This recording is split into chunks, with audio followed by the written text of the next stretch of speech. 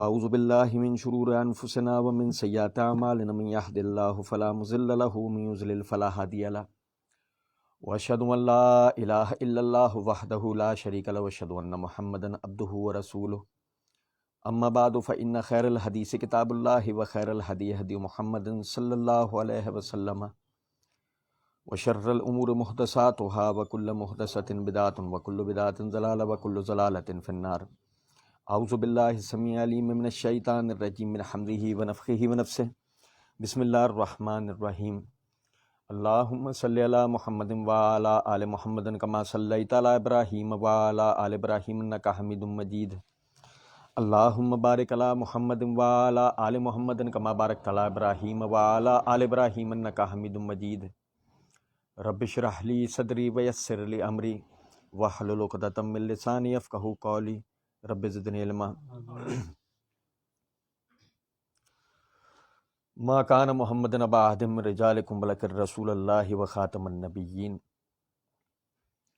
اللہ رب العزت کے فضل و کرم سے معرفت الرسالت جو ہے اس حوالے سے ہم پڑھ رہے تھے، اور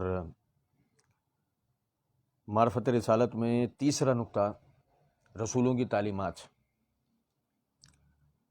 جس سے مقصد یہ تھا کہ رسولوں کی تعلیمات کیا عالمگیریت رکھتی ہیں انسانیت کی فلاح اور کامیابی کے لیے، ان کی پیروی میں کتنا فائدہ ہے.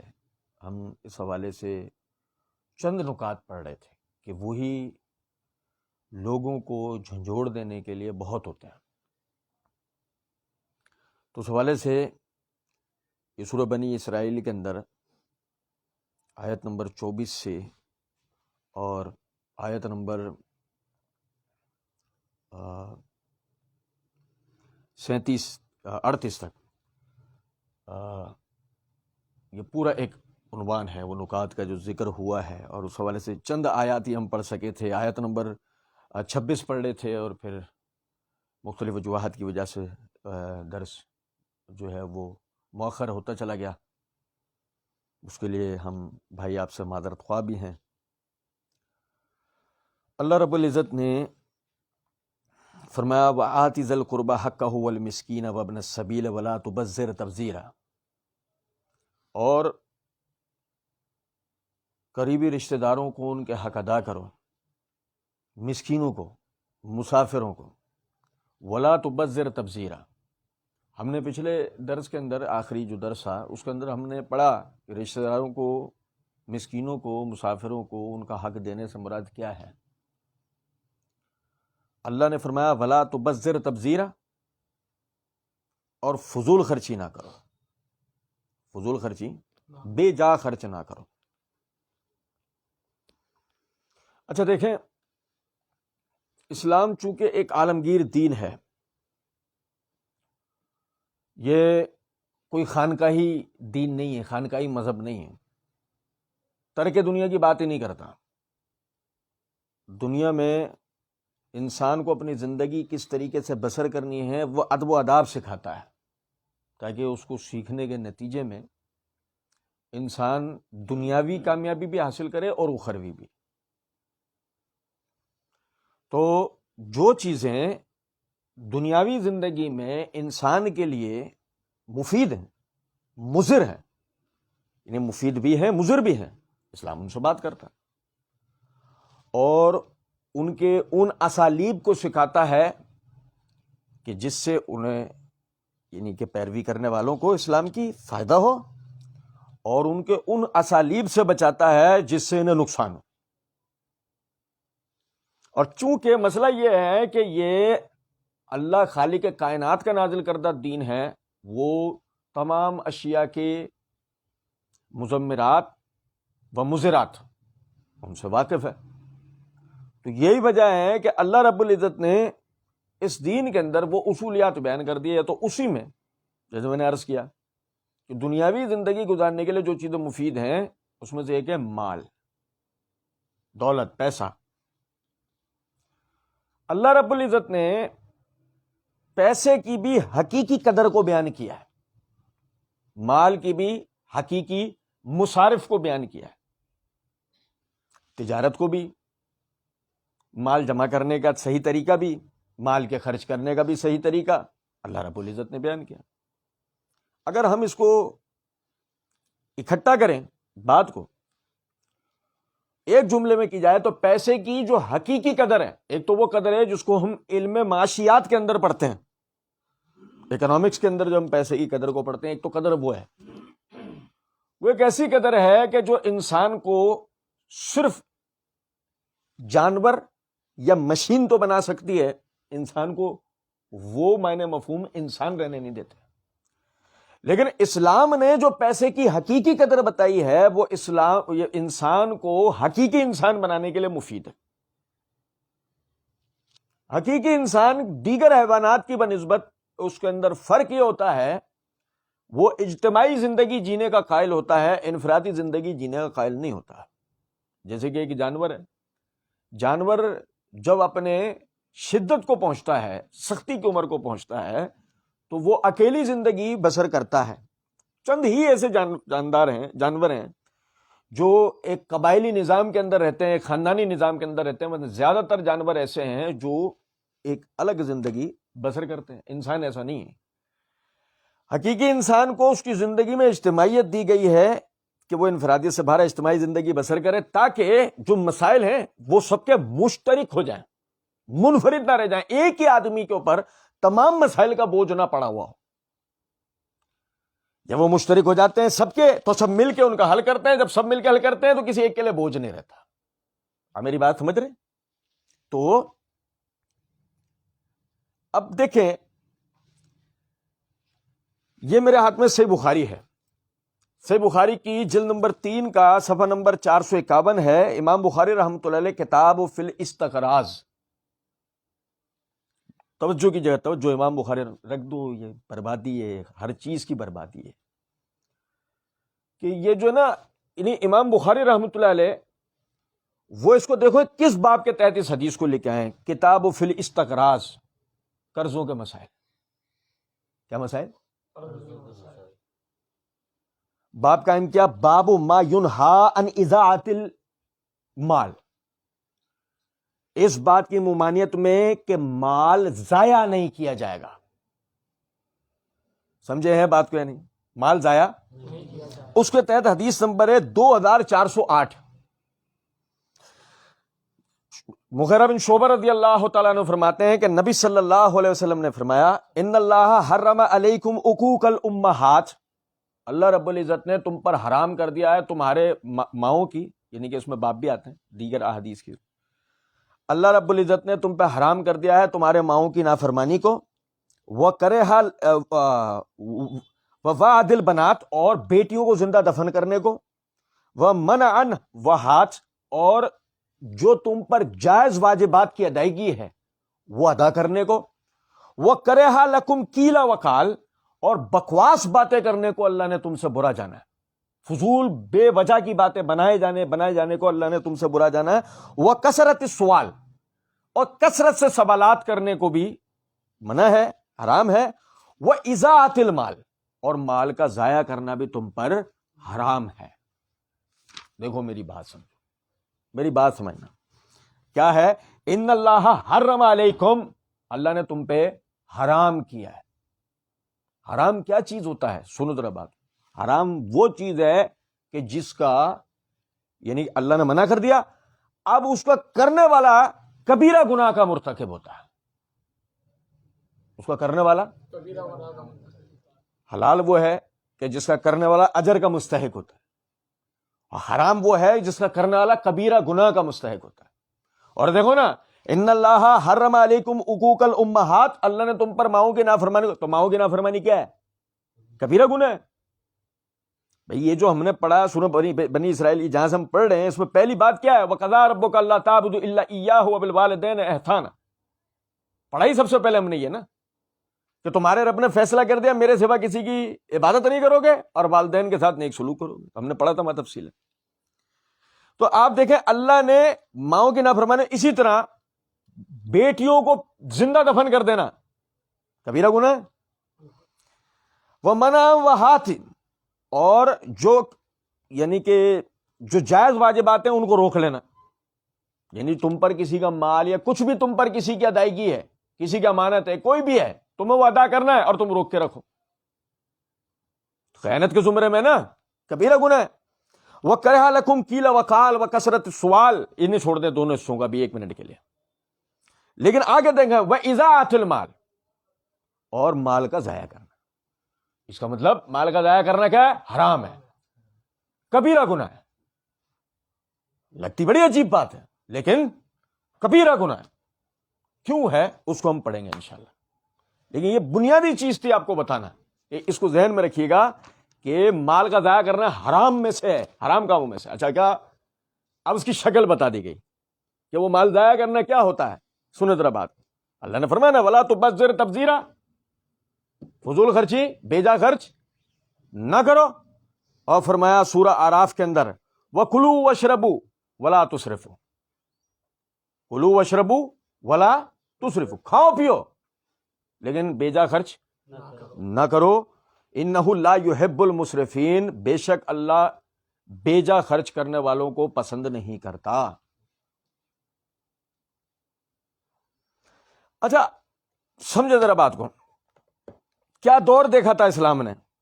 انہوں نے دور، یعنی ہم سنیں، ہم ذرا اس کو سمجھیں ذرا بات کو، ہمارے جو اسلاف تھے، ہمارے جو بزرگ تھے صحابہ کرام رضوان اللہ علیہ مجمعین، کیا دور دیکھا تھا انہوں نے دور یہ دیکھا تھا کہ 1.5 2 کروڑ کی شادیاں ہوتی تھیں، 20 25 لاکھ کے مردوں کی رسومات ہوتی تھیں، قبر میں دفنانے سے لے کے برسی تک مردوں کی رسومات ہوتی تھیں، اور 5 6 لاکھ کے عقیقے ہوتے تھے، 10 15 لاکھ کی قربانیاں ہوتی تھی عید الاضحیٰ پہ۔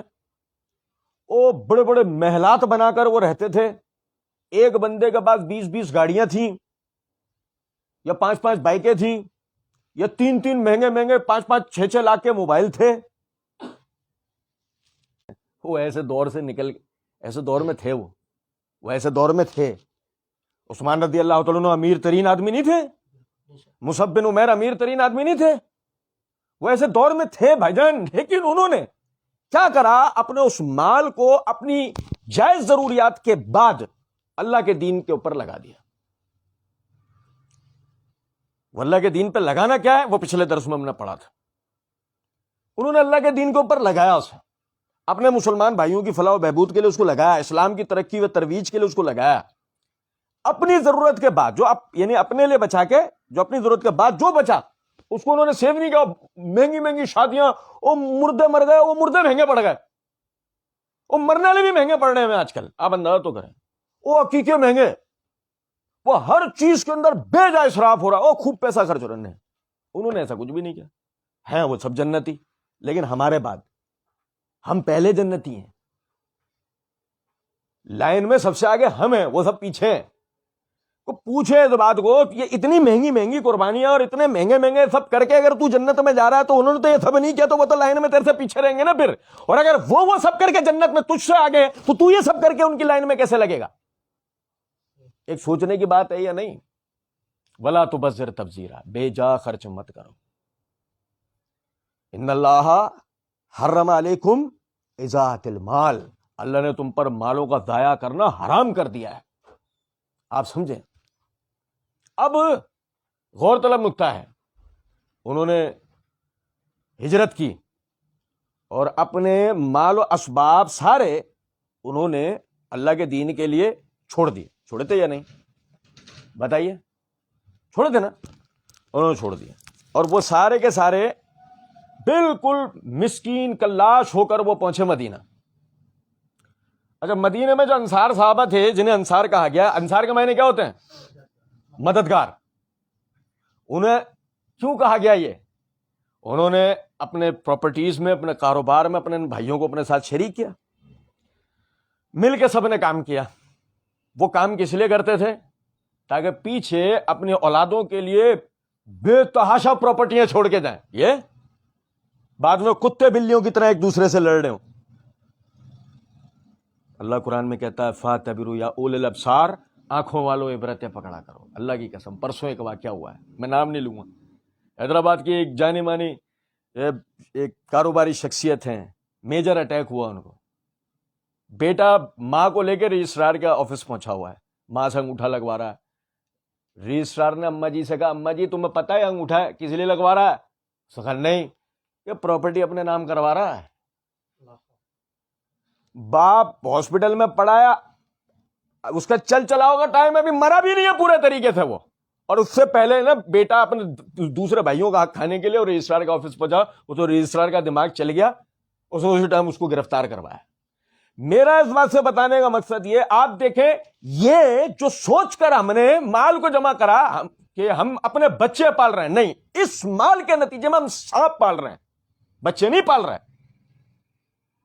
یہ وہ سانپ ہے کہ وہ دن ہم علماء سے جو سنتے تھے کہ گناہوں کے نتیجے میں قبر میں سانپ بچھو آتے, ابے یہ قبر کے اوپر سانپ بچھو ہیں, قبر کے اندر تو بہت دور کی بات ہے, قبر کے اوپر یہ سانپ بچھو ہیں, کیونکہ یہ مسئلہ سارا یہ کہ اللہ کی نافرمانی میں یہ اولاد پالی گئی ہے.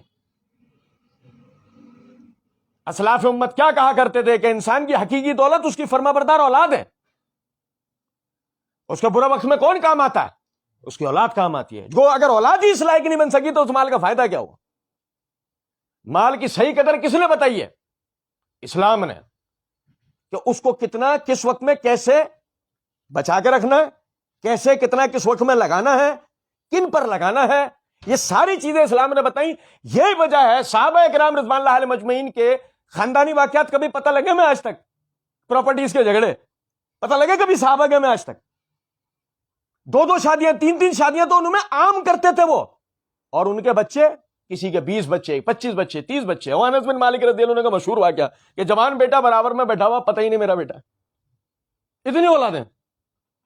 تو آپ اندازہ کریں ذرا اس بات سے, ان کے کبھی نہیں سنے ہم نے یہ پراپرٹیوں کے پھڈے. وجہ اس کی کیا نکلی؟ ان کو مال کی صحیح قدر جب پتہ لگی, انہوں نے اپنی اولاد کی اسی پر تربیت کی, نتیجہ کیا نکل کے آیا کہ ان کے ہاں, تو آپ دیکھیں صحابہ کرام رضوان اللہ علیہ مجمعین میں لالچ حرص حسد ان کی نسلوں میں نہیں تھا. ولا تبذر تبذیرا, فضول خرچی, بیجا خرچ. اللہ نے فرمایا کلو وشربو, کھاؤ پیو. یہ کوئی خانقاہی مذہب تھوڑی ہے کہ تمہیں کوئی جنگلوں کے اندر پڑا رہنا پڑے گا, کھانا نہیں ہے پینا نہیں ہے. فبأي آلاء ربكما تكذبان, تم اپنے رب کی کون کون سی نعمتوں کو جھٹلاؤ گے؟ تو جب تک نعمت اختیار نہیں کرو گے تو اس وقت تک شکر کیسے کرو گے؟ جھٹلاؤ گے. لیکن نعمت اختیار کرنے کا مطلب بلا تسرفوا, بیجا خرچ نعمت اختیار کرنے کا قطعی یہ مطلب نہیں کہ آپ بس نعمتوں کو اختیار کرنے کے نام پہ پیسے کو برباد کر ڈالو. انہ لا يحب المسرفین, بے شک اللہ یہ بیجا خرچ کرنے والوں کو پسند کرتا. اچھا دیکھیں وہ حدیث میں الفاظ ہے نا, نبی صلی اللہ علیہ وسلم کے بعد ایک صحابی آئے, آگے کہنے لگے اللہ کے رسول میں اپنا سارا مال اللہ کے دین کے لیے وقف کرنا چاہتا ہوں, اجازت ہے؟ نبی صلی اللہ علیہ وسلم نے فرمایا اپنی اولاد کو بھکاری مت بنا. یار اللہ, نہیں سمجھے ہو کچھ بات کو؟ یہ ہے اسلام. بھکاری نہیں بنانا کسی کو بھی, اپنی اولاد کو بھکاری نہ بنا, ان کے لیے چھوڑ کے جا مال. اللہ کے رسول ٹھیک ہے, پھر میں 3 حصے اسلام کے لیے 1 حصہ ان کے لیے رکھ دیتا ہوں. بھائی میرے پیارے, کیا ہوا؟ حاجی صاحب سیدھا جنت میں جائیں گے یا نہیں؟ حاجی صاحب کتنی اچھی بات کر رہے ہیں نا.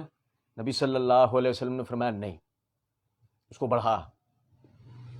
کیا حضرت 2 حصے میں اپنی اولاد کے لیے چھوڑتا ہوں, 2 حصے اسلام کے لیے چھوڑ کے جاتا ہوں. نہیں, بڑھا اس کو بھی. کیوں ہے؟ وجہ کیا ہے اس کی؟ وجہ یہ ہے, اور سنو ذرا بات کو, وہ 3 حصے جو ان کے پاس جائیں گے نا اور 1 حصہ ادھر آئے گا, وہ 3 حصوں پہ کما کے دوبارہ 4تھا حصہ بنا لیں گے. لیکن جو 3 حصے ادھر آ جائیں گے وہ تو لگ جائیں گے, وہ تو تھوڑی کمانے میں آئیں گے. او بھائی میرے پیار, کچھ بات سمجھو یا نہیں؟ دیکھو پیسے کی حقیقی قدر کیسا اس کو پیسے کی رولنگ کو سکھایا اور سمجھایا جا رہا ہے, کس طریقے سے اس کو چلانا ہے. ہمارے والے کو لاکھوں کروڑوں خربوں دے دو. وہ سنو ذرا بات, کیا ہو رہا ہے بھائی؟ اسراف کے لیے منبر پہ بیٹھ گئے مولوی صاحب کہہ رہے ہیں اسراف نہیں کرو. وہ 10 فٹ کے اسی لگائے ہوئے انہوں نے.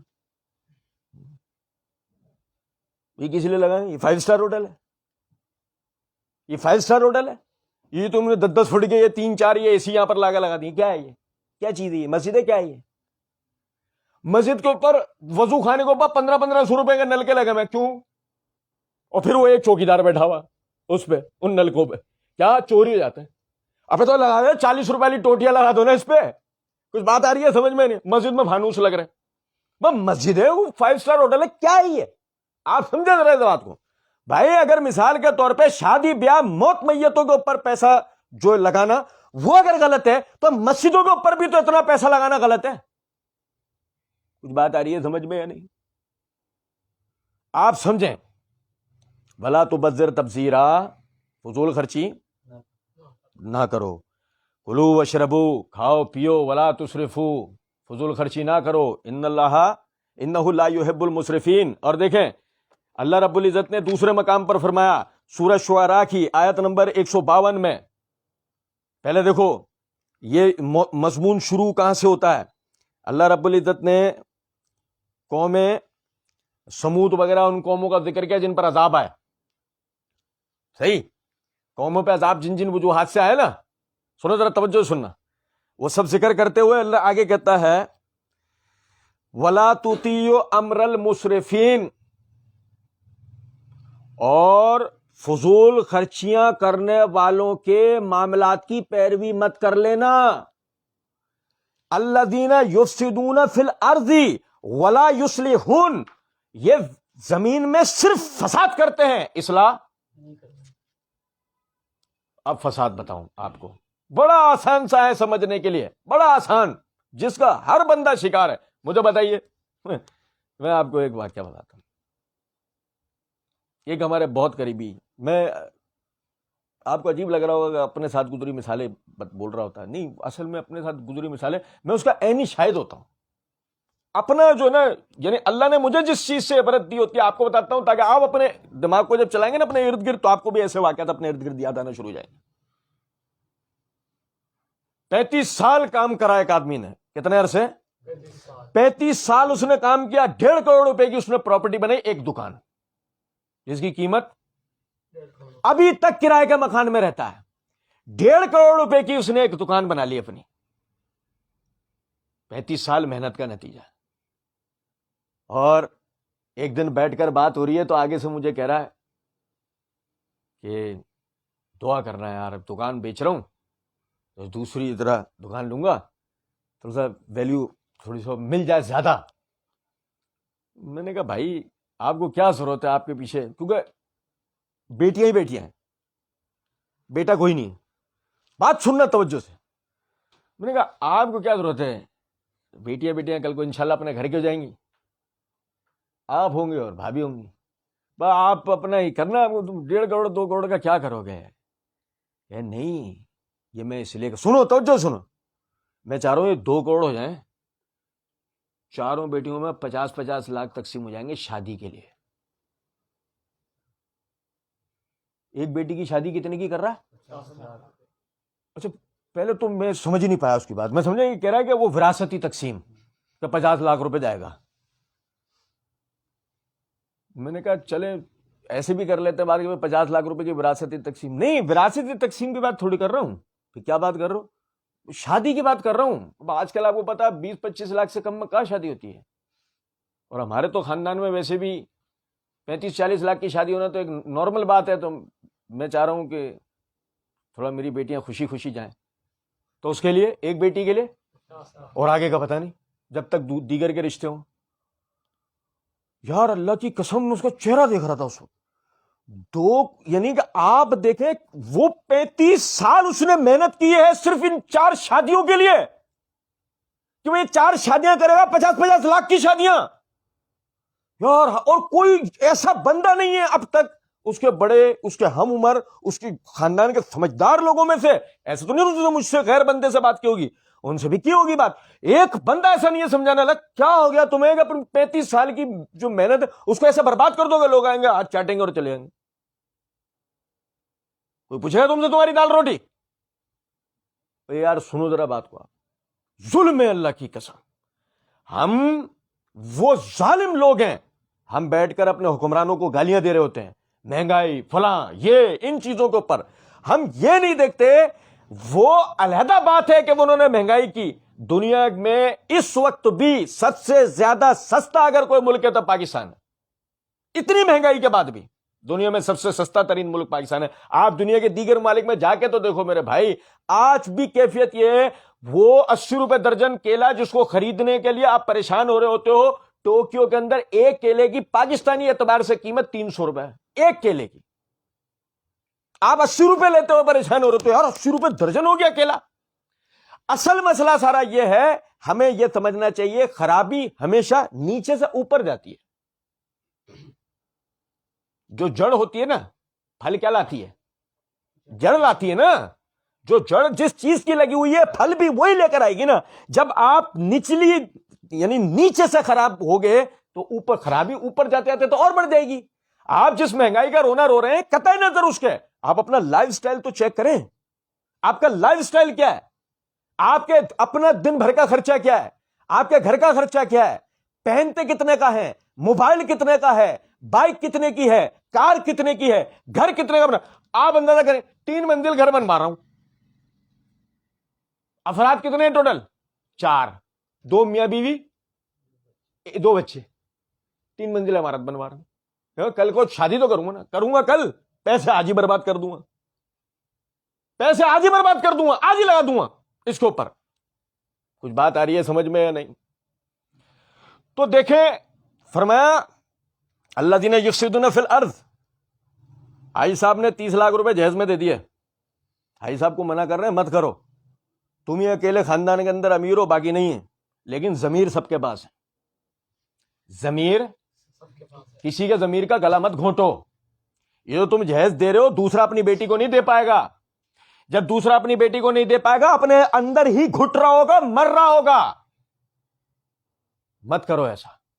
بھائی صاحب بول رہے ہیں نہیں, میری بیٹی کی خوشی اولین ہے. سنو ذرا بات کو, جبکہ بات یہ نہیں ہے کہ اس کی بیٹی کی خوشی, سب ڈھکوسلے ہیں. یاد رکھو اس بات کو کہ یہ صرف اپنا نام ہے, اپنا آپ ہے بس. یہ میں ہے, یہ میری بیٹی نہیں ہے. ورنہ حاجی صاحب کی بیٹی کو طلاق دینے والے کو حاجی صاحب گولی مار دیتا. بتائیے, بیٹی کی خوشی ہے نا. حاجی صاحب کی بیٹی کو طلاق دینے والے کو حاجی صاحب گولی مار دیتا. ماری گولی نہیں, اس کا مطلب کیا نکل کر آیا؟ صرف تم نے اپنا آپ دکھانے کے چکر میں تم نے بات کیا کی, میری بیٹی کی خوشی نہیں. اور اللہ کی خوشی کا کیا؟ نہیں سمجھے ہو کچھ بات؟ میں عموماً کہا کرتا ہوں, ہم یہودی عیسائی کیوں نہیں ہیں, ہم ہندو کیوں نہیں ہیں؟ دنیا میں جتنے مذاہب ہیں ان کی سب کی شادیاں اٹھا کے دیکھ لیں, 2 دن کی ہوتی ہیں. دنیا میں جتنے مذاہب ہیں سب کی شادیاں اٹھا کے دیکھ لیں, کتنے دن کی ہوتی ہیں؟ 2 دن کی شادی ہوتی ہے میرے بھائی. دنیا میں واحد ملک ہے ہندوستان جہاں 15-20 دن کی شادی ہوتی ہے. ہندو مذہب میں مہندی مائیوں وغیرہ کے چکر ہے نا, ہندو مذہب کے ہیں یہ ساری چیزیں. ہم چونکہ, اور دنیا میں مسلمان جتنے ممالک کے اندر بھی رہتے ہیں, کہیں بھی چلے جاؤ آپ, مسلمان شادی کرتے ہیں 2 دن کی, ایک رخصتی دوسرے دن. دنیا میں کہیں بھی چلے جاؤ, یہ واحد ہندوستان میں, اور دنیا میں کہیں بھی چلے جاؤ, کسی مفتی مولوی صاحب سے آپ مجھے فتوا لے دو جہیز, وہ بولے گا یہ ہوتا کیا ہے؟ یہ بھی کوئی چیز ہوتی ہے کیا؟ یہ واحد ہندوستان کے مولوی ہیں جو یہ فتوا دیتے ہیں کہ جہیز جائز ہے, ورنہ دنیا میں تو لوگوں کو پتہ بھی نہیں ہے جہیز بلا کیا ہے.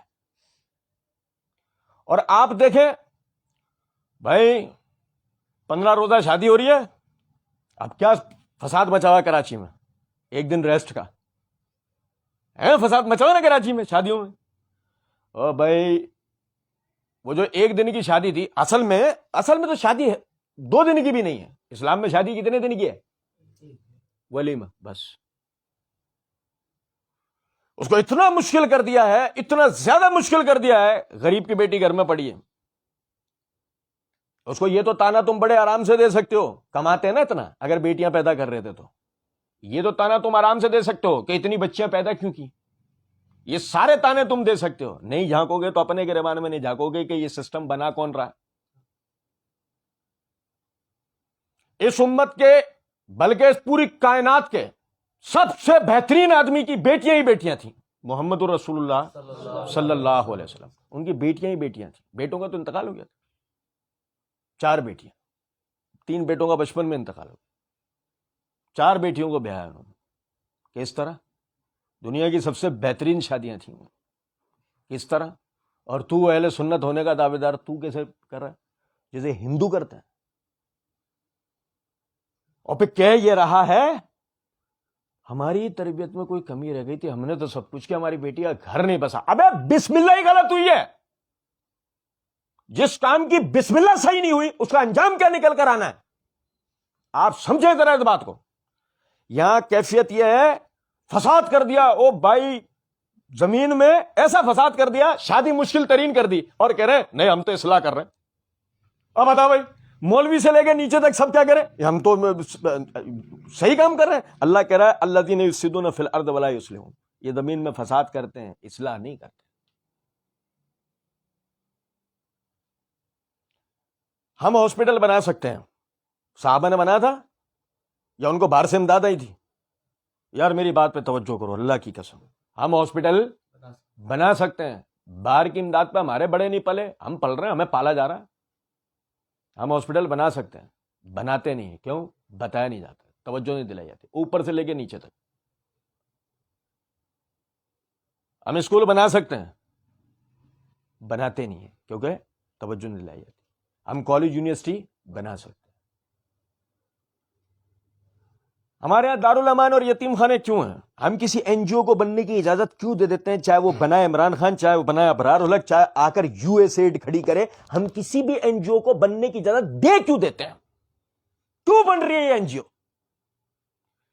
کسی بھی مسلمان کا بچہ، مطلب کوئی مر گئی، کوئی فیملی کسی کا انتقال ہو گیا، کوئی بچے یتیم ہو گئے، تو وہ کس کے بچے ہیں؟ وہ ہمارے بچے ہیں، کوئی دوسرا کیوں پالے گا ان کو؟ لیکن ایسا کوئی سسٹم ہی نہیں ہے، یہ صحابہ میں ہوتا تھا۔ 600 سالہ خلافتی عباسی خلافت کا ایام تک میں عموماً کہا کرتا ہوں، اسلام کے دونوں بر اعظم دیکھ لو، ایک دارالامان نکال کے دکھاؤ، ایک پاگل خانہ نکال کے دکھاؤ، ایک یتیم خانہ نکال کے دکھاؤ، آپ کو نہیں ملے گا۔ کیوں نہیں ہے؟ یتیم ہوتے کے ساتھ ہی اگلے دن اس کے سر پہ اس کے مسلمان بھائی اسے پالنے کے لیے کھڑے ہوتے تھے۔ انسان کو معاشرتی مسائل ہے ہی نہیں جن سے وہ پاگل ہو کہ اسے پاگل خانے میں ڈالا جائے۔ اور عورتوں کے طلاق ہوتے کے ساتھ ہی، خاوند مرتے کے ساتھ ہی عدت کا ایام گزرتے تھے، اگلے دن نکاح ہو جایا کرتا تھا۔ اس لیے دارالامان کا کوئی تصور تھا ہی نہیں۔ آج کیفیت یہ ہے، یہ ہمارے ممالک کے اندر ہے۔ کون سے ممالک ہیں جن کو ہم یہ سمجھتے ہیں یہ ہمارے، یہ سارے اس سلسلے کو ہم سمجھتے ہیں ہمارے اسلامی طریقے ہیں، یہ بکواس ہے، یہ اسلامی طریقے نہیں ہے۔ ہر طریقے سے پیسے کو برباد کر رہے ہیں۔ مولوی صاحب حدیث سنا رہے ہیں، مہنگی قربانی اللہ کے سے بڑا اجر دلواتی ہے۔ او بھائی کہاں ہے حدیث؟ ثابت کرو اس کو۔ اگر مہنگی قربانیاں اتنے اجر دلواتی ہوتی تو پہلے دن سے صحابہ کیا قربان کرتے ہیں؟ اور یہاں ابو داؤد کے اندر حدیث ہے، نبی انس بن مالک رضی اللہ تعالیٰ عنہ فرماتے ہیں ہم پورے گھر کی طرف سے ایک بکرے کی قربانی دے دیا کرتے۔ اور آج تم یہ زمانہ دیکھ رہے ہو، آج یہ زمانے سے مراد وہی مال کی بہتات جیسی ہوئی، لوگوں نے فخر کرنے شروع کر دیا ایک دوسرے کے اوپر۔ بھائی 2.5 لاکھ 3 لاکھ 5 لاکھ کا جانور ذبح ہو گیا، برابر والا جو ہے نا وہ دل کی مرض میں مر گیا، برابر والا دل کا مرض میں مر گیا، یہ 2.5 3 لاکھ 5 لاکھ کی قربانی کر رہا ہے یہ چوچو۔ اور چھوڑو ذرا یار برابر والے کو، یار سگا بھائی اپنا بھوکا مر رہا ہے۔ او بھائی حضرت صاحب کیا مکہ ٹاور کے قریب لوں گا رہائش ہوٹل کے اندر حج کر آیا 30 لاکھ روپے کا، 10 لاکھ روپے کا۔ ابھی اپنے سگے بھائی کو تو دیکھ لے، مر رہا ہے وہ، حج کر آتا ہے گورنمنٹ والا 2.5 لاکھ 5 لاکھ والا۔ تجھے کس نے بولا تھا تو 25 30 لاکھ والا حج کر کے آیا؟ وہ پوری فوج لینے کے لیے گئی ہے، جیسے کوئی جنگ پر سے آیا ہو، کشمیر فتح کر کے آیا چوچو۔ وہ سب چھوڑنے گئے، سب لینے گئے سو، جو ہماری جان پہ عذاب کر دیا میں حج کرنے جا رہا ہے۔ اب بتا، بس پیسے کو برباد کرنے کا کوئی بھی طریقہ چاہیے ہمیں، برباد کرو پیسے۔ ولا تبذر تبذیرا، بھیجا خرچ۔ فرمایا الذین یفسدون فی الارض ولا یصلحون، یہ وہ لوگ ہیں کہ جو زمین میں فساد کرتے ہیں، اصلاح، یہ بھیجا خرچ کرنے والے یہ اصلاح نہیں کر رہے، یہ فساد کر رہے ہیں۔ اور کیا ہوگا نتیجہ، کیا نکلے گا؟ پیسہ اپنی قدر بنانا شروع کر دے گا. دیکھو اسلام میں اصلاً پیسے کی قدر نہیں ہے، افراد کی. اسلام میں اشیاء اور پیسے کی قدر نہیں ہے. پہلے نمبر پہ قدر کس کی ہے؟ افراد کی. دوسرے نمبر پہ قدر ہے اشیاء کی، پیسے کی نہیں ہے. اسلام میں پیسے کی قدر نہیں ہے، آپ کو پتہ، اشیاء کی ہے. یعنی پیسہ طے ہوتا ہے چیزوں کے مول سے اسلام میں. اور اسلام کے علاوہ دیگر سسٹم میں کیا ہوتا ہے؟ پیسے کی جو ویلیو ہوتی ہے نا، اس سے چیزوں کا مول ہوتا ہے. فرق ہوا؟ تو پھر نتیجہ کیا نکلتا ہے؟ اگر آم کی پیداوار پاکستان کے اندر ہوتی ہے اور پاکستان کا آم پہلے نمبر کا ہوتا ہے، تو وہ جو ویلیو لائے گا ڈالر کی قیمت بھی وہی ہوگی؟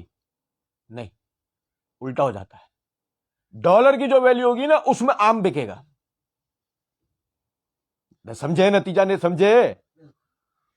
اب پیسہ اپنی قدر بناتا چلا جاتا ہے، اشیاء ان کی قدر نیچے ہوتی چلی جاتی ہے، بہت قوت خرید سے باہر ہوتی چلی جاتی ہے. اور اس سے بھی آگے بڑھ کر یہ ہوتا ہے افراد اپنی قدر کھو چکے ہوتے ہیں، کیونکہ قدر کس چیز کی ہو گئی ہے؟ بھئی اگر آج میں کسی کو کہوں اپنے مسلمان بھائی کے لیے اپنے مال کو چھوڑ دے، چھوڑے گا اس زمانے میں؟ یہ ابو بکر صدیق رضی اللہ تعالیٰ نے مسلمان ہوئے تھے تو پہلے نمبر پہ نمازیں پڑھی تھی، روزے رکھے تھے، حج ہو رہے ہیں. سنیں یار بات تو سن، کیا حاجی صاحب 100 دیگے کرتے ہیں بریانی کی. حاجی صاحب کی پہچان کیا ہے؟ حاجی صاحب دودھ والی سبیل چلاتے ہیں. حاجی صاحب کی پہچان یہ ہے. آپ کو میں بتاؤں، ابو بکر صدیق رضی اللہ عنہ مسلمان ہوئے ہیں، اور پتہ ہے کیا کام کیا ہو رہا ہے؟ پہلا اسلامی کام کیا ہو رہا ہے؟ پہلا اسلام پہ عمل کیا ہو رہا ہے؟ پہلی عبادت کیا ہو رہی ہے؟ غلام آزاد ہو رہے ہیں. بلال آزاد ہوئے، عبداللہ بن ام مکتوم آزاد ہوئے. کیا سمجھ میں آئی بات؟ میرا مال خرچ ہوگا اس پر جس کو اسلام پر عمل کرنے کی آزادی نہ ہو، آسانی نہ ہو. اب میں دیکھوں میرا مال اس پہ خرچ ہو رہا ہے یا نہیں. نہیں، میرا مال اب اس پہ خرچ نہیں ہوتا. اب میرا مال دوسری چیزوں پہ خرچ ہوتا ہے. اب میں منہ میں لالی پاپ لے کر بیٹھا ہوں کہ نہیں جی یہ بالکل صحیح ہو رہا ہے. سنو ذرا بات کو. بلال آزاد ہوئے، عبداللہ بن ام مکتوم آزاد ہوئے. یہ پہلا خرچ ہو رہا ہے اسلام میں، پہلا مال صرف ہو رہا ہے. دیکھو ذرا بات کو. فساد ہوا اصلاح ہوئی؟ فساد ہوا اصلاح ہوئی ہے؟ کیا نگینے نکال کر دیے ابو بکر صدیق رضی اللہ تعالیٰ عنہ. کیا نگینے، کیا خدمتیں کی انہوں نے اسلام کی. آپ اندازہ تو کریں، مال خرچ ہو رہا ہے. اور دیکھیں، سنیں ذرا بات کو. والذین اذا انفقوا لم یسرفوا ولم یقتروا وکان بین ذلک قواما. سورہ فرقان کی آیت نمبر 67. اللہ نے، دیکھو اس کی ابتدا دیکھو ذرا. وعباد الرحمن الذین، اللہ کے بندے کون ہوتے ہیں، بات یہاں سے شروع ہوئی ہے. اللہ کے بندے کون ہوتے ہیں، بات شروع یہاں سے ہوئی ہے. وہ ساری باتیں اللہ نے بتاتے بتاتے پھر فرمایا والذین اذا انفقوا، اللہ کے بندے وہ ہوتے ہیں کہ جو اگر خرچ کرتے ہیں تو لم یسرفوا ولم یقتروا، نہ تو بے جا خرچ کرتے ہیں نہ بالکل بند کر کے رکھتے ہیں. وَكَانَ بَيْنَ ذَلِكَ قَوَّامًا، وہ ان کے درمیان کا رستہ بناتے ہیں. دیکھو یار ذرا بات، نہ کنجوس ہونا چاہیے، نہ فضول خرچ ہونا چاہیے، نہ پیسے کو مارکیٹ سے روکنے والا ہونا چاہیے، نہ پیسے کو بالکل برباد کر دینے والا ہونا چاہیے. کچھ بات آ رہی ہے سمجھ میں؟ آنے وَكَانَ بَيْنَ ذَلِكَ قَوَّامًا، ان کے درمیان کا رستہ بنانے والے ہوتے ہیں عباد الرحمن، اللہ کے بندے. اب میں اللہ کا بندہ ہوں، میں دیکھوں میرا پیسہ کہاں لگ رہا ہے، دیکھتا ہوں اور نہیں دیکھتا تو میں اللہ کا بندہ ہی نہیں بنا ہوں ابھی تک. سمجھو ذرا بات کو. اور دیکھیں، غور طلب نکتہ ہے. پھر نتیجہ کیا نکلتا ہے میں آپ کو بتاؤں. وہ پروگرام آپ نے دیکھا ہو، شبیر تو دیکھے گا، دیکھا نا پروگرام؟ میں آپ کو بتاؤں، وہ شبیر تو دیکھے گا پروگرام کی نا. ایک آپ دیکھو نیٹ ویٹ پہ سرچ کرنا، میں موضوع بھول گیا ہوں تاریخ واریخ، لیکن آپ نیٹ پہ سرچ کرو گے نا مل جائے گا. یہ کراچی کی ایک جیل کے اندر کسی کا انٹرویو لینے کے لیے گیا، ٹارگیٹ کلر کا، میری بات توجہ سننا، توجہ سے، یہ شبیر یہ انٹرویو لینے کے لیے گیا. اب اس سے انٹرویو ہو رہا ہے کہ تم ٹارگیٹ کلر کیسے بنے. پتا ہے وہ 10,000 روپے لے کے بندہ مار دیا کرتا تھا. کتنے میں آدمی مارتا تھا؟ 10,000 میں بھی آدمی مار دیا کرتا تھا. یعنی کہ جو بقرعید کے دنوں میں بڑے کے جانور قربان کرنے والے جو پیسے لیتے ہیں نا، وہ اتنے پیسے لے کے آدمی مار دیا کرتا تھا. آپ اندازہ کریں. تو شبیر، اچھا وہ ہو گیا گرفتار. اب شبیر گیا اس کے بعد انٹرویو، سننا بات سننا میرے. اچھا اس سے پوچھا بھائی تو یہاں تک کیسے پہنچا؟ تو اس نے اپنی رام کہانی سنانی شروع کی. اس میں بنیادی بات کیا تھی کہ وہ 4 بہنوں کا اکلوتا بھائی تھا، باپ کا انتقال ہو گیا تھا. بہنیں شادی کی عمر کو پہنچ رہی تھی، ایک اس سے بڑی بہن تھی، یہ دوسرے نمبر کا تھا. بہنیں شادی کی عمر کو پہنچ گئی تھیں. اب وہ کوئی تھا ہی نہیں معاملہ شادی وغیرہ کا. اب بہنوں کی شادی کرنی تھی. پھر تو میں نے فوٹو اسٹیٹ کی دکان کھولی، اس سے میں اتنا نہیں بنا سکا. پھر مجھے فلاں ملا، فلاں نے فلاں جگہ لے کے اور فلاں لوگوں کے ساتھ بٹھا کے اور پھر میرا ذہن بنا کے، اور پھر پہلا قتل میں نے اس کا کیا تھا مل کے، اور پھر یہ وہ پورا بتا رہا تھا. اب اس میں عبرت کا نقطہ کیا ہے؟ بات شروع کہاں سے ہوئی ہے؟ بہنوں کی شادی. اور وہی دماغ ہے کہ یہ شادی مہنگی، وہی جہیز والی اور وہ سب سارا. سنو ذرا بات، کہاں لے کے گیا اس کا شیطان؟ میں آپ کو بتاؤں، قرآن بتاتا ہے. سورہ بقرہ آیت نمبر 268، الشیطان یعیدکم الفقر. شیطان تمہیں غریبی سے ڈراتا ہے. شیطان تمہیں غریبی سے سمجھے ہیں بات کیوں نہیں؟ وہ ایسی سی چیزیں دماغوں میں ڈالتا ہے. آپ دیکھیں، یعنی باقاعدہ ہمارے ہاں 20% جو ڈکیت ہے نا، وہ صرف امیروں کی ضد میں ڈکیت بنتا ہے. صرف امیروں کی ضد میں 20% ڈکیت. اور 50% ڈکیت وہ ہیں، وہی جو ضرورت کے نام پر جو ڈکیت بن جاتے ہیں کہ وہ اس کو انہوں نے جواز بنا لیا کہ چونکہ ہم بہت تکلیف کی زندگی بسر کر رہے تھے اور کوئی سیٹنگ نہیں ہو پا رہی تھی، تو ہم نے چوری ڈکیتی موبائل چھیننا، اس چکر میں لوگوں کو ہی مار دینا ہم نے اپنے لیے جائز سمجھ لیا. 50% یہ ہیں، 20% وہ ہیں، اور 30% وہ ہیں جو صرف سراسمیگی پیدا کرنے کے لیے ڈکیت، یہ باقاعدہ سیاسی پارٹیاں بناتی ہیں. وہ اصلاً ڈکیت یا قاتل یا اس طرح کے لوگ نہیں ہوتے ہیں، سیاسی پارٹیوں کا کارکن ہوتے ہیں، جن کو سیاسی پارٹیاں صرف استعمال ملک کے اندر بدامنی پھیلانے کے لیے کرتی ہیں. میں صرف بتانا یہ چاہ رہا ہوں، آپ نقطے پہ توجہ کریں کہ الشیطان یعیدکم الفقر، شیطان تمہیں غریبی سے، اور یہی غریبی اس سے ڈر کے پھر نتیجتاً کیا ہوتا ہے؟ ہر حرام کام ہمارے یہاں جو ہوتا ہے، رشوت لینا. ابتدا میں جب بندہ رشوت لیتا ہے تو وہ کوئی رشوت لینے کے ذہن سے جا کے وہاں بیٹھا ہوتا ہے، وہ تو وہ جو فرعون بنتا ہے وہ تو آخر کار بنتا ہے نا، آہستہ آہستہ بنتا ہے نا. ابتدا کے اندر جا کے، ہاں میں آپ کو بتاؤں کہ باقاعدہ ہمارے ساتھ کے بھائیوں میں سے ایک کی پولیس میں جاب ہو گئی. توجہ سنیے، پولیس میں جاب ہو گئی. اب کیا ہوا بھائی، وہی 18-20 دن بعد ملاقات ہوئی. ہم نے کہا بھائی اللہ کی مرضی والی چل رہی ہے نا نوکری.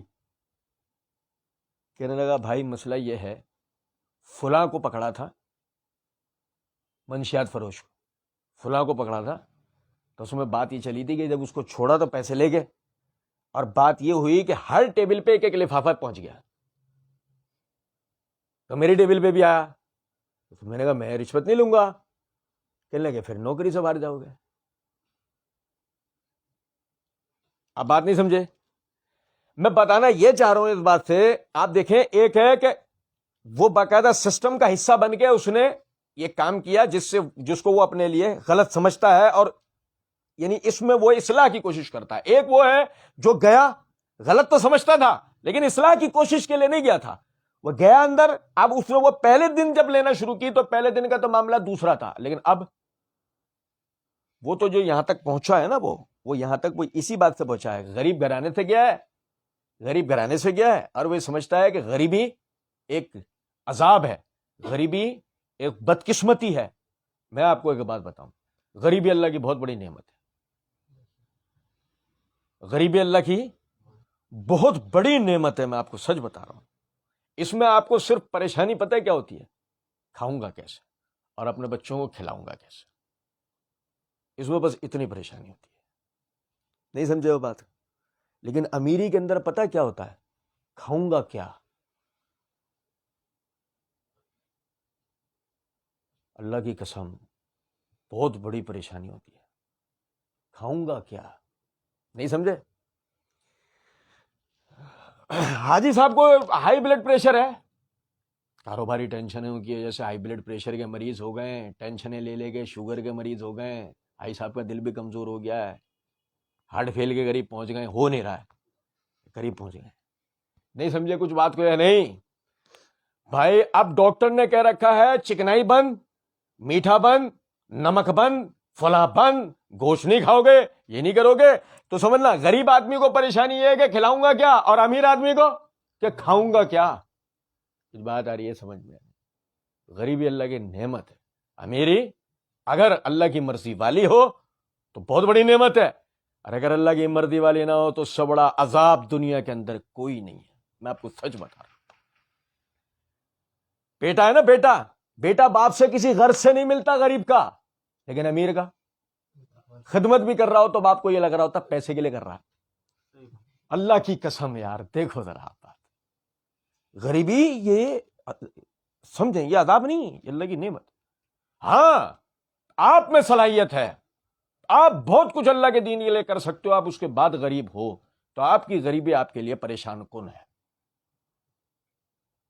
آپ بہت باصلاحیت ہو، اللہ کے دین کے لیے بہت کچھ کر سکتے ہو، آپ اگر غریب ہے نا تو یہ بات فکر مند ہے۔ لیکن ایک ایسا آدمی محض اپنا گھر چلانا ہے، بات ختم ہو گئی، اس کی تو غریبی بہت اچھی ہے، کوئی مسئلہ ہی نہیں اس میں۔ غریب آدمی کو دیکھ لو ذرا جا کے، گرمیوں کے دنوں میں دیکھنا گورنمنٹ ہائی اسکول کے سامنے والے تھلوں پہ پڑے سو رہے ہوتے ہیں، ٹینشن کوئی مسئلہ ہی نہیں۔ اور امیر بڑے بڑے بنگلے بھی جا کے دیکھ لو تو مغرب کے بعد بھی لائٹیں بند ہوتی ہیں، گیلری میں نہیں آئیں گے کبھی، گیلری میں نہیں دکھیں گے کبھی۔ ہم نے تو میں تو خیر میں اپنا بتا رہا ہوں آپ کو، میرا تو ارمان ہی رہ گیا زندگی کا، میں ان بنگلوں میں کبھی ہے نا گیلریوں میں گیٹ پر کوئی فیملی ہو کھڑے ہوئے دیکھ لوں، میں نے تو نہیں دیکھا آج تک۔ کیوں نہیں دیکھا؟ وجہ ڈرتے لوٹ نہ لیے جائیں۔ تو بتاؤ ذرا بات، یہ جس پیسے کو آپ اپنے لیے نعمت سمجھ رہے تھے نا، وہ نعمت نہیں ہے، وہ زحمت ہے۔ اور جس غریبی کو آپ اپنے لیے زحمت سمجھ رہے تھے، وہ زحمت نہیں، وہ نعمت ہے۔ آرام سے تھلے میں سو رہا ہے، موبائل بھی نہیں ہے کہ کوئی چھین کے لے کے جائے گا، سو رہا ہے، مطمئن ہو گیا۔ اور ایک تو واقعہ بڑا زبردست ہے، میں کاش اس وقت میں کیمرہ والے موبائل ہوتے تو میں تصویر کھینچ کے رکھتا، آج آپ کو دکھاتا ہوں۔ ایک طرف گدھا سو رہا تھا، ایک طرف خود سو رہا تھا، گدھا گاڑی ہلے گا اسٹیشن پہ، ایک طرف گدھا سو رہا ایک طرف خود سو رہا ہے۔ نہ گدھے کو ٹینشن، نہ گدھے بان کو ٹینشن ہے۔ یا گاڑی والا اپنی گاڑی لاک کر کے نہیں سو سکتا، یا گاڑی والا اپنی گاڑی لاک کر کے نہیں سو سکتا۔ بھائی جان، امیری نعمت نہیں ہے، غریبی نعمت ہے اصلاً۔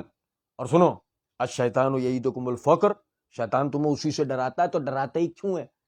کہ اگر تم اس میں رہتے ہو، تمہارے خواہشات تمہارے کنٹرول میں رہتی ہیں، قابو میں رہتی ہیں، تم کسی حرام کام کی طرف نہیں جاتے، تم رشوت ستانی کی طرف نہیں جاتے، تم بدعنوانی کی طرف نہیں جاتے، تم جو ہے کسی کا حق غصب کرنے کے ذہن نہیں بناتے، تم اللہ کی فرما برداری والی زندگی بسر کرتے ہو، شکر والی زندگی بسر کرتے ہو۔ شیطان چاہتا نہیں ہے کہ کوئی بندہ بھی اللہ کا بندہ بن کے رہے، وہ کیا چاہتا ہے؟ پیسے کا بندہ۔ کیا ہے صحیح بخاری میں حدیث، 23 عبد الدینار، پیسے کا بندہ ہلاک ہو گیا، پیسے کا بندہ کہ دو جب بھی روتا ہے، نہ دو جب بھی روتا ہے، پیسے کا بندہ ہلاک ہو گیا۔ اللہ کا بندہ ہلاک نہیں ہوتا، پیسے کا بندہ ہلاک ہو جاتا۔ فرمایا سنو ذرا بات کو، ولا تبذر تبذیرا، شیطان پڑھا ہے ہمیں، الشیطان یعیدکم الفقر، شیطان تمہیں غریبی سے۔ اور سنو ذرا بات کو، آگے کیا ہے یہ آیت، ان المبذرین کانوا اخوان الشیاطین، ولا تبذر تبذیرا، بیجا خرچ نہ کرو، ان المبذرین کانوا اخوان الشیاطین، بیجا خرچ کرنے والے شیطانوں کے بھائی ہیں۔ بیجا خرچ، اللہ کیا کہہ رہا ہے؟ ان المبذرین کانوا اخوان الشیاطین، یہ فضول خرچی کرنے والے۔ 1,00,000 روپے کا موبائل لیا، کیوں؟ بس پسند آ رہا تھا۔ جو موبائل کے فیچرز ہیں نا، 1,00,000 روپے والے موبائل کے جو فیچرز ہیں نا، وہ 20% بھی اس کو نہیں پتا ہوں گی کیا ہیں. اس کے کیمرے کا حقیقی استعمال اس کو نہیں پتا ہوگا، اس کی وائس کا حقیقی استعمال اس کو، اس کے گرافکس کا حقیقی استعمال اس کو نہیں پتا ہوگا، اس کی نیٹ ورکنگ کا حقیقی استعمال اس کو نہیں پتا ہوگا. کیا نیا ماڈل آیا فیشن میں، ہر امیر آدمی کے ہاتھ میں، تو چو خود بھی لے کر آ گئے ہیں. 1,00,000 روپے موبائل لیے پھر رہا ہوں، مجھے پسند آ گیا تھا، گاڑی لے کے پھر رہے ہیں. حیدرآباد اس لائق نہیں ہے کہ بڑی گاڑی چلائیں اس میں، اور بڑی گاڑیاں لے کے کیوں؟ پیسہ دکھانا ہے نا اپنا. کچھ بات آ رہی ہے سمجھ میں نہیں؟ حیدرآباد آپ پارک نہیں کر سکتے ہیں بڑی گاڑی کہیں بھی.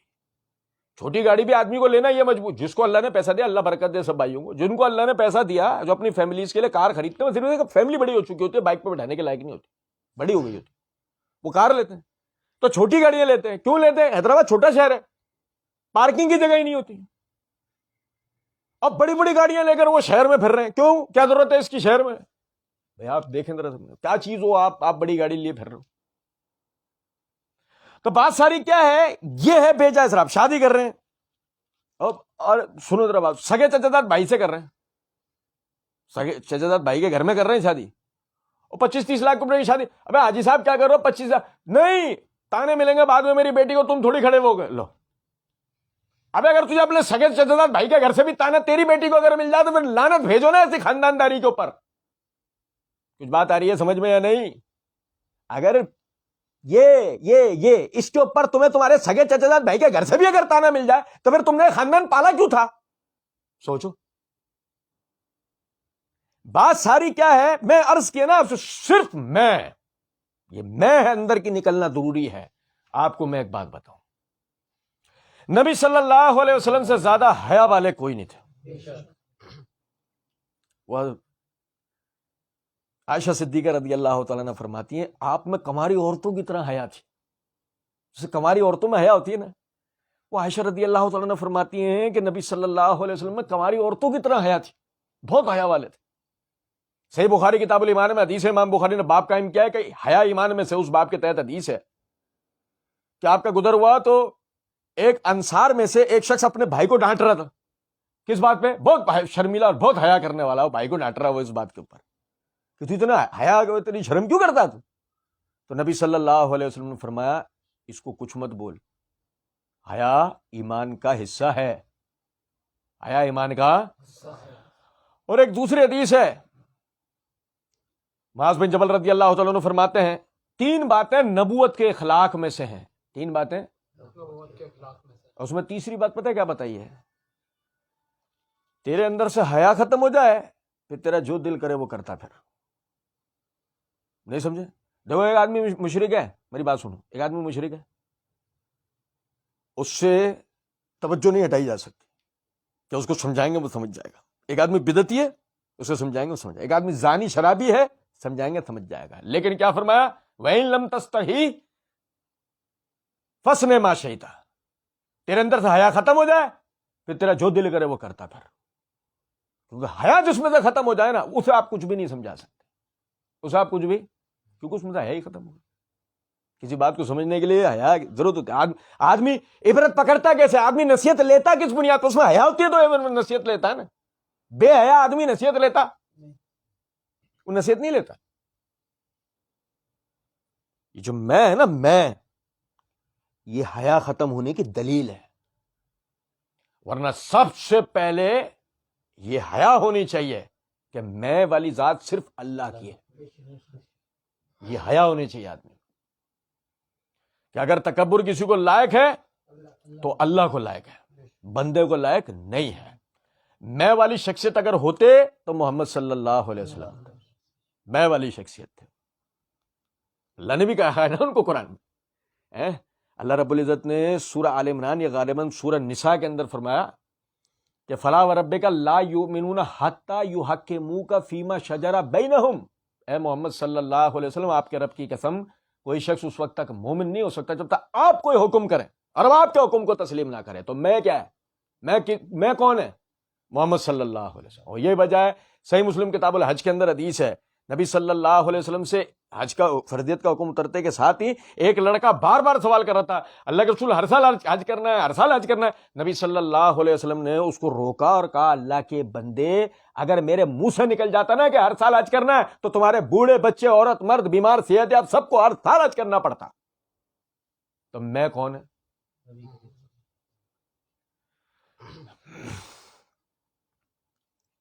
لیکن اللہ کی قسم دیکھو، جس کے اندر حقیقت میں قرآن نے رکھ دی ہے، اس میں والے آدمی کو ذرا دیکھو آپ۔ عربوں میں یہ جو جاہلانہ رسم تھی نا، سید سے غیر سید کا نکاح نہیں ہو سکتا، اس رسم کو ختم کرنے کے لیے نبی صلی اللہ علیہ وسلم نے اپنے غلام زید بن حارثہ کا نکاح اپنی سگی پھوپھی ذات بہن زینب سے کروایا۔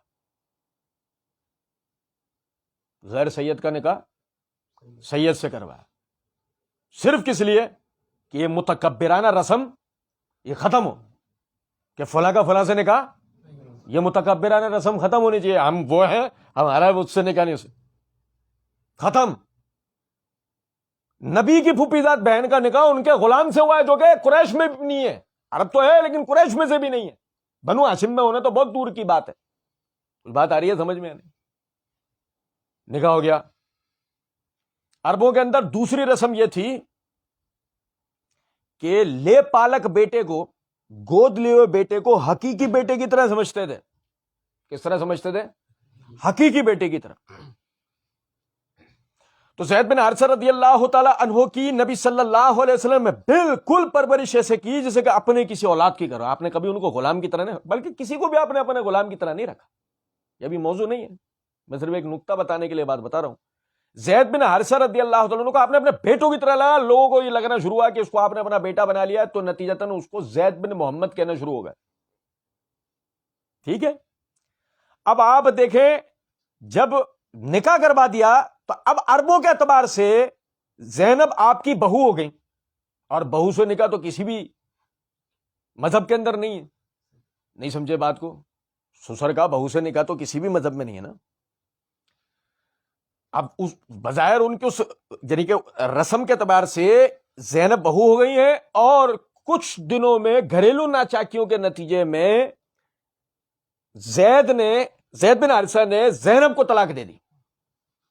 اب جب طلاق دے دی، اللہ رب العزت نے حکم اتارا نبی صلی اللہ علیہ وسلم کے لیے کہ تم زینب سے نکاح کرو۔ بھائی پھوپھی ذات بہن ہے نا، سگی بہن تھوڑی ہے، نکاح تو ہو جائے گا پھوپھی ذات بہن سے۔ لیکن مسئلہ یہ ہے کہ عربوں کی جو ثقافتی روایت کے مطابق وہ لے پالک کی بیوی کو بھی کیا سمجھتے تھے؟ بہو۔ تو لوگوں کی نظروں میں کیا ہے؟ وہ بہو ہو گئی نا، اب توڑ گئی، پھوپھی ذات بہن تھوڑی نہیں، اب تو بہو والا معاملہ ہے۔ اب نبی صلی اللہ علیہ وسلم کو تردد ہوا، وجہ آپ کے اندر کی حیا، آپ کو تردد ہوا کہ لوگ کیا بولیں گے اگر میں نے زینب سے نکاح کر لیا۔ او یار دیکھو یار، اللہ کی قسم، اللہ نے کہا تم نکاح کرو، اور نبی صلی اللہ علیہ وسلم لوگوں کی تانوں سے پریشان ہو کے، کیونکہ آپ ایک شریف آدمی، ہمارے تو ایسے بے غیرت ہے نا، لوگوں کے تانوں کی پرواہ نہیں ہوتی، کچھ بھی ناجائز کرو، لوگوں کے تانوں کی پرواہ ہی نہیں، زیادہ بڑا بے غیرت وزیر اعظم بن جاتا ہے، ایسے نا، زیادہ بڑا بے غیرت ہمارے یہاں کیا بنتا ہے؟ سنو، اور بھائی وہ جو ہے یعنی انہوں نے نبی صلی اللہ علیہ وسلم کو، آپ کو تردد ہوا، آپ نکاح نہیں کر رہے، اللہ رب العزت نے سورہ احزاب کے اندر آیت اتاری، اے نبی صلی اللہ علیہ وسلم آپ لوگوں سے ڈرتے ہیں، اللہ زیادہ حقدار ہے کہ آپ اللہ سے ڈریں۔ حاجی صاحب جب جہیز دے رہا ہوتا ہے تو ہم حاجی صاحب کو یہ بولتے ہیں، حاجی صاحب لوگوں سے نہیں ڈرو، لوگوں کے تانوں سے اللہ زیادہ حقدار ہے، تم اللہ سے ڈرو، کیونکہ ہوگا یہ تم ایک اپنی بیٹی کا گھر بسانے کے چکر میں 10 بیٹیوں کو گھروں پہ بٹھا دو گے، تمہارے کان پہ جوں بھی نہیں رکے گی اپنی بیٹی کی خوشی کو لے کے، اور گارنٹی تمہارے پاس کوئی بھی نہیں ہے کہ اس کے بعد بھی اسے طلاق نہیں ہوگی، ہے گارنٹی؟ گھر چلتے ہیں سامان سے نہیں، تربیتوں سے۔ گھر سامانوں سے چلتے ہیں، تربیتوں سے چلتے ہیں۔ اگر میں نے اپنی بیٹی کو تربیت وہ دی ہے جو نبی کی بیٹیوں کو ان کے گھروں سے ملی تھی، نہیں سمجھے، تو بہت اچھی بات ہے۔ اور اگر میری بیٹی کی تربیت اس طرح کی نہیں ہوئی ہے، میں اس کو حور پری بنا دوں، اس کو سونے سے لاد کے بھیج دوں، سونے کا گھر بنا دوں اس کا، سوال ہی نہیں پیدا ہو سکتا کہ اس کا گھر برباد نہ ہوگا. اور اللہ تعالیٰ نے سورہ حج کے اندر فرمایا ہمیں تمہارا گوشت اور خون نہیں پہنچتا، ہمیں تو تمہارا تقویٰ پہنچتا ہے. تو 30 لاکھ روپے کا بیل گرانا، کیا آسٹریلین بیل لائیں؟ یہ دیہاتی جانور کیا لائیں؟ آسٹریلین بیل لائیں ذبح کرنے کے لیے. بھائی سے کوئی پوچھے کرے گا کیا تو اس کا؟ اللہ کو تیرا گوشت اور خون پہنچے گا؟ نہیں. کھال مدرسے کو چلے گی، گوشت تم ہی ٹھوس لوگے. قربانی تو وہ بکرے کی بھی ہو سکتی تھی، قربانی تو ایک مطلب 50,000 لاکھ والے جانور کی بھی ہو سکتی تھی نا. اللہ کیا دیکھتا ہے؟ تقویٰ. انما الاعمال بالنیات، اللہ نیتوں کو دیکھتا ہے. ورنہ غریب آدمی اگر خرچ کیا ہوا اللہ کی بارگاہ میں پہنچے گا؟ غریب آدمی تو اتنا تھا خرچ کرتا ہے، اس کا خرچ کیا ہوا اللہ کی بارگاہ میں پہنچے گا؟ کیونکہ اللہ نیتوں کو دیکھتا ہے. وہ طوائف جس نے کتے کو پانی پلایا تھا کہاں گئی تھی؟ ہمارے والے کو اپنے جنت میں جانے کا یقین کیوں نہیں ہو پا رہا ہے؟ کیونکہ اس کی وجہ یہ ہے کہ وہ اس طرح کر ہی نہیں پا رہا جس طرح صحابہ کرتے تھے، بھلے کتنا ہی کر لے. تو سنے ذرا بات، آخری ایک بات کر کے بات ختم کر رہا ہوں. ان المبذرین کانوا اخوان الشیاطین، یہ فضول خرچی کرنے والے شیطانوں کے بھائی ہیں. تو کیسے ہیں؟ شیطان کیا کرتا ہے؟ فساد. یہ سب مل کے کیا کر رہے ہیں؟ یہ شیطان کا کام کرتے ہیں. شیطان کو کہیں جانے کی ضرورت نہیں ہوتی ہے، یہ شیطانوں کا کام کر دیتے ہیں. آپ دیکھیں، ہم نے تو ایک منظر ایسا دیکھا، سوزوکی سے موبائل لٹائے جا رہے ہیں، برتن پھینکے جا رہے ہیں. کیا ہو رہا؟ ہمارے یہاں یہ رسم ہے. 3 دن بعد میت ہو گئی. کیا ہوا؟ بیمار تھے، ہیپیٹائٹس تھا، مر گئے. بھائی ہیپیٹائٹس کی ویکسینیشن نہیں ہوتی تھی کیا؟ تمہارے ہاں سوزوکی سے موبائل لٹانے کی رسم تو ہے، مرتے ہوئے کو زندہ کرنے کی رسم نہیں سمجھے ہو؟ اللہ کے دین پہ عمل کرنا ہے بھائی جان، لوگوں کے بنائے ہوئے دین پر عمل نہیں کرنا. آج جو ہم شکوہ کر رہے ہوتے نا، یار میں تو دین کے اوپر عمل کر رہا ہوں تو برکتیں کیوں نہیں نظر آتی ہیں؟ بھائی آپ وہ دین پہ عمل کر رہے ہو جو آپ کے باپ دادا کرتے رہے.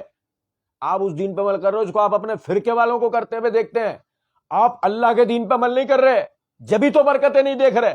آپ اللہ کے دین کے اوپر عمل کرو، آپ کو صحابہ والی برکتیں نہیں ملیں تو پھر آپ بات کرنا. آج آپ دیکھیں نا، غور طلب نکتہ ہے، ہمارے سامنے مثال ہے. دنیا کے اندر ہمارا ایسا مسلمان ملک موجود ہے جہاں 12 مہینے کے پھل آتے ہیں. 12 مہینے کا پھل آتے ہیں، زمین سے پیٹرول نکلتا ہے. دنیا کی پہلے نمبر کی کرنسی کیا ہے؟ سونا. دوسرے نمبر کی پیٹرول. کہاں نکل رہا ہے؟ آپ کے ملک میں. کیوں؟ اللہ نے دیا. وجہ؟ انہوں نے اس طرح خرچ کیا جس طرح خرچ کرنے کا اللہ نے حکم دیا تھا. آ رہی ہے کچھ سمجھ میں؟ پاکستان دنیا کو واحد ملک ہے جس کے پاس نعمتیں ہی نعمتیں ہیں. دنیا میں ایسا کوئی مسلمان ملک نہیں ہے جس میں اتنی نعمتیں ہوں جتنی نعمتیں پاکستان کے پاس ہیں. حتیٰ کہ پاکستان کے پاس 4 موسم ہیں. خزاں پاکستان میں آتی ہے، بہار، سردی، گرمی. ورنہ ایسے مسلمان ملک ہیں جہاں گرمی بہت ہے، اور ایسے مسلمان ملک ہیں جہاں سردی بہت ہے. گرمی اتنی نہیں ہوتی، سردی اتنی نہیں ہوتی. پاکستان کے بعد زرخیز جنگلات، زمینیں، دریا ہیں، ریگستان ہے، پہاڑی سلسلے. دنیا میں ایسے مسلمان ملک ہیں جس میں صرف پہاڑی سلسلہ ہے، جیسے افغانستان. دنیا میں ایسے مسلمان ملک ہیں صرف برفانی علاقہ، آذربائیجان. دنیا میں ایسے مسلمان صرف جنگلات ہیں، افریقہ، کینیا وغیرہ. دنیا میں ایسے مسلمان ملک ہیں جہاں صرف یعنی کہ ریت ریت، کویت، قطر وغیرہ. پاکستان دنیا کا واحد ملک ہے، 4 موسم ہے، 4 قسم کا انوائرمنٹ ہے. لیڈرشپ نہیں ہے. بکواس قسم کے لوگ ہمارے اوپر بیٹھے رہتے. بکواس قسم کے لوگوں نے، یقین کریں، یہ ہر قسم کی دولت سے مالا مال ملک کو کنگال کیا ہوا. کل میں پوسٹ دیکھ رہا تھا ایک فیس بک پہ، وزیر اعظم صاحب سے درخواست کی گئی تھی اس کے اندر، سننا ذرا بات. میں پھر اپنی بات دہرا دوں، حکمرانوں کو گالیاں دینے سے پہلے نا ہمیں اپنے گریبان میں جھانکنا چاہیے، ہم کیسے زندگی گزار رہے ہیں۔ ایک بھائی کو یاد آ جائے گا، چلے چھوڑیں، میں وہ مثال بتاتا ہوں، وہ بات بتاتا ہوں۔ میں کل پوسٹ دیکھ رہا تھا، تو پوسٹ کیا تھی، وزیر اعظم صاحب سے درخواست کی گئی تھی کہ اگر ہم نے نیلم جہلم ٹیکس دینا ہے، سنو توجہ سے، اگر ہم نے نیلم جہلم سرچارج ٹیکس دینا ہے، ہم نے مہنگے مہنگے بل دینا ہے، ہم نے پیٹرول پر ٹیکس دینا ہے، ہم نے فلاں کرنا فلاں، بحیثیت پاکستان کے ذمہ دار شہری ہم اپنے ٹیکسز پے کرنے کے لیے تیار ہیں، لیکن سوال یہ پیدا ہوتا ہے گورنمنٹ پروٹوکولز جو ہوتے ہیں، اب وہ پتا ہے ایک حضرت صاحب اپنے والدین کے مزار پر 42 کاروں کے ساتھ آئے،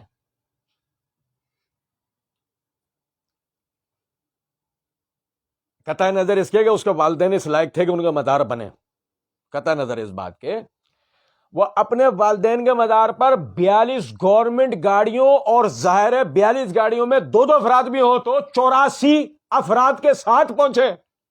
یہ 84 افراد کا کھانا، ان کے پیٹرول اور یہ ساری چیزیں، سوال یہ پیدا ہوتا ہے یہ اسراف کیوں؟ ابے جانا اس کو تھا نا اپنے ماں باپ کی قبر دیکھنے، یہ 84 افراد کس خوشی میں گئے ساتھ میں؟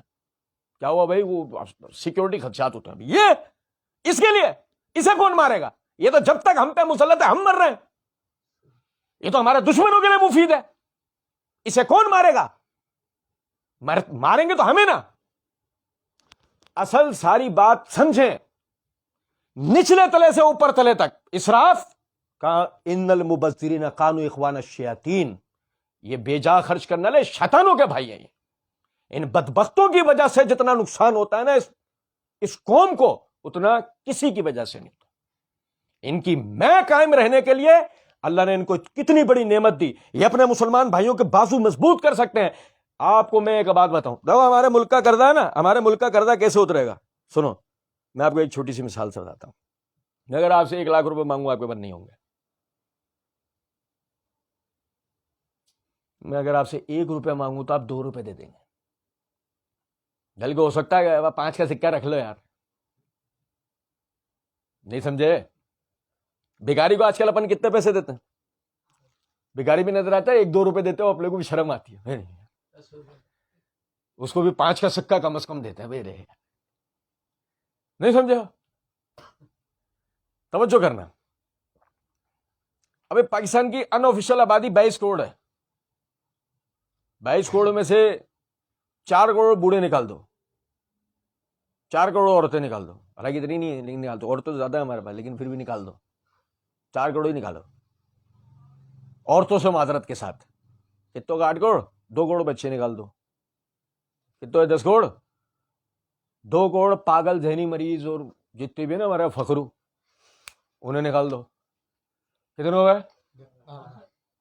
بچے؟ 12 کروڑ یا 10 کروڑ؟ 10 کروڑ بچے۔ 10 کروڑ میں سے 9 زائدہ 1 کروڑ بچے نکال دو، جو ایک مہینے سے 5 سال کے درمیان گیا، وہ نکال دو، بچے 9 کروڑ۔ 9 کروڑ میں سے 1 کروڑ وہ نکال دو جو ہمارے یہاں پناہ گزین ہے، وہ افغانستان سے آئے ہوں، یا 1 کروڑ نکالو، بچے کتنے؟ 8 کروڑ۔ 8 کروڑ میں سے 1 کروڑ وہ سارے نکال دو جو اداروں میں ہیں، فوج والے، جو سینٹ میں، جو پارلیمنٹ میں، وہ بھی سب نکال دو، بچے کتنے؟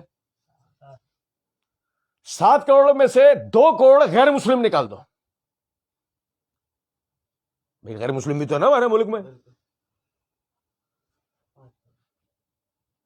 بچے 5 کروڑ۔ اب اگر 5 کروڑ افراد سے ہم نے 1 روپیہ مانگا تو کتنے اکٹھے ہوئے؟ آئی سمجھ میں بات؟ اگر ہم نے 5 کروڑ سے 1 روپیہ مانگا تو جمع ہوئے 5 کروڑ، جو 1 روپیہ کسی کے اوپر بھی بوجھ نہیں تھا۔ اس 1 روپے کو اگر ہم نے روز مانگا 30 دن تک 5 کروڑ افراد سے، ایک دن کے 5 کروڑ اکٹھے ہوئے تھے، تو کتنے جمع ہو گئے؟ 150 کروڑ روپے مہینے کا آپ نے جمع کیے، 1.5 ارب روپے مہینے کا جمع کیا آپ نے۔ آپ اپنا قرضہ خود ہی اتار سکتے ہو یا نہیں؟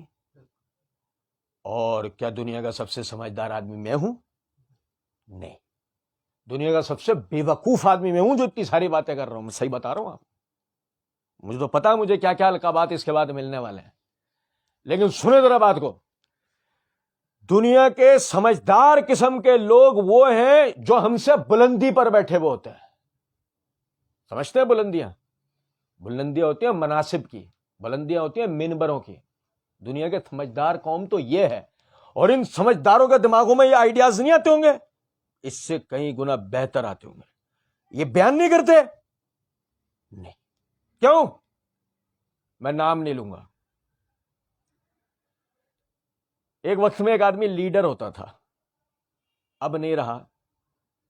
اس نے کبھی یہ بات کہی تھی, جب تک ہمارے ہاں یہ جو کیا ہوتا ہے ہمارے وڈیرا شاہی نظام ہے, جب تک ہمارے ہاں یہ وڈیرا شاہی نظام ہے نا, اس وقت تک مسئلے کا حل ہو سکتا نہیں ہو سکتا.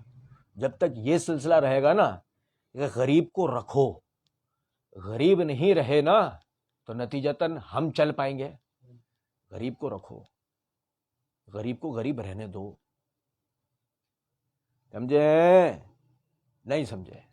تو جو منبر پہ بیٹھے, وہ جو کرسی پہ بیٹھے, وہ دونوں کا ہی مسئلہ یہ ہے. غریب ہے کیونکہ تو ذرا سا بھی آدمی اسٹیبل ہو جاتا نا, دماغ فارغ ہو جاتا ہے. دماغ فارغ ہو جاتا نا, تو مثال دیتا ہوں چھوٹی سی, اے سی لگے گا. کیوں؟ لوگ سوتے ہیں نا ادھر, تو لوگ سوتے کیوں ہیں ادھر؟